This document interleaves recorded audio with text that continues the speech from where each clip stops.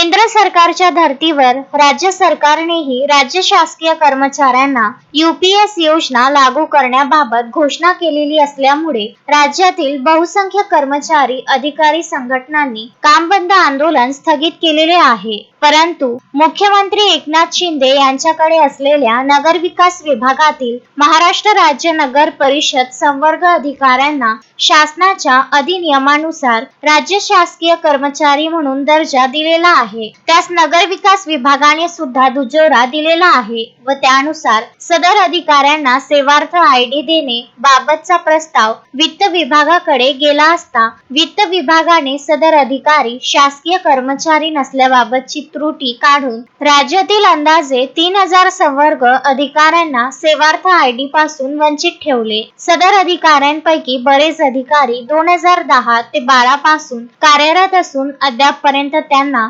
जुनी पेन्शन नवी पेन्शन यापैकी कुठल्याही पेन्शन योजनेची अंमलबजावणी झालेली नाही। यासोबत नगर परिषदेचे स्थानिक कर्मचारी यांना सुद्धा पेन्शन लागू नाही। यामुळे या सर्व अधिकाऱ्यांच्या कुटुंबांचे भवितव्य अंधकारात असल्यामुळे महाराष्ट्र राज्य नगर परिषद संवर्ग अधिकारी संघटनेने आपले काम बंद आंदोलन स्थगित न करता सेवार्थसह पेन्शन योजनेचे पर्याय दिल्याशिवाय बेमुदत काम बंद आंदोलन मागे घेतले जाणार नाही असे ठरवलेले आहे। त्यानुसार जळगाव जामोद नगर परिषद कार्यालयातील सर्व संवर्ग अधिकाऱ्यांनी 100% काम बंद आंदोलन सुरू केले आहे। मनीष ताडे, विदर्भ न्यूज, जळगाव जामोद।